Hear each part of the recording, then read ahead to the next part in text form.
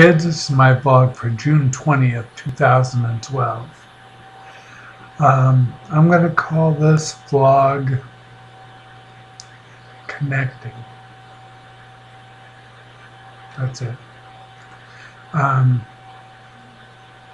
have many of you that watch my vlogs, that come to my house, that know me from the past, that are related to me in some way, and very, very few of you actually connect with me for many different reasons. But the few of you that do, I truly love you. I mean, I have no family, and it's hard in my life to relate to many people. But like my godson, some of my exes, some of my few close friends, some of my past buddies from football and stuff, that have taken the time to really connect with me. I really do. I feel you in my heart, and I feel your pains, and I feel your happiness, and I feel your joys, and I'm glad to be a part of you. And that's important because it gives me a reason to keep on keeping on. For those of you that don't follow me very closely, I've had a very rough 8 months or so. And since I have no family that actually lives, it's hard to keep it on without the rest of you, because you are my extended family. And since I was thrown out at a very young age on actually graduation day of high school, you've been a very important part of my life. And never forget that, because you are my family. Because my family abandoned me a long time ago. And even those that still are extended family mostly do most of the time. And so they're not so close, even though we occasionally get together. It's occasional. And I can feel the discomfort every time I get together with them. For example, my extended sub-family in California doesn't like my tattoos. They find them gross, and they've told me about it. And my extended family in Florida sees me once every half a decade, maybe, and usually for something tragic like a funeral, but occasionally for a marriage. And although I love them, don't get me wrong, I love my cousins from Florida. All of them. They're wonderful people, and their families too. They're the only highlight of my life, other than my godchild, and some of my exes, and some of my close friends from football and high school, and my exes, etc. It's hard to talk about the rest of you. I have some special friends that were part of my life that made me me.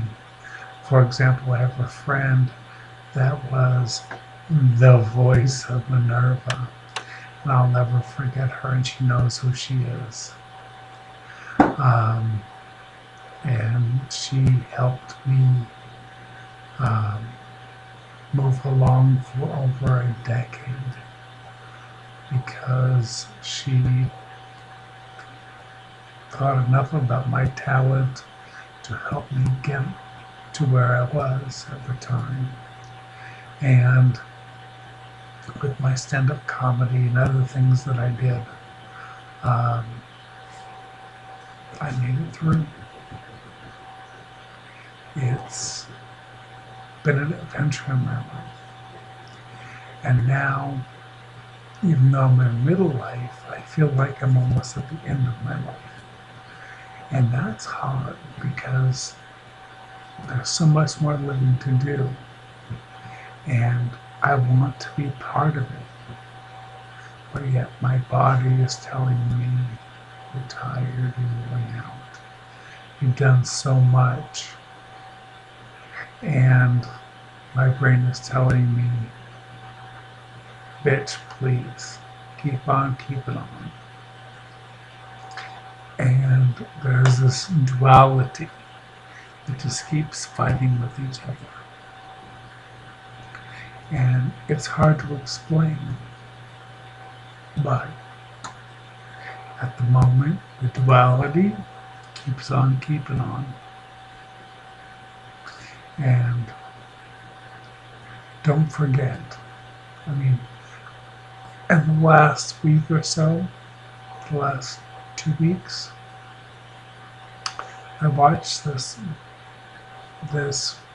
revolting, pardon my English, this revolting, fat, disgusting lesbian try to kill herself online, fake her death, and then suddenly revive. And it was so gross that I had no words for it. And I would never do that. I'll keep on keeping on until the day that I can no longer keep on keeping on. But I will never fake my death.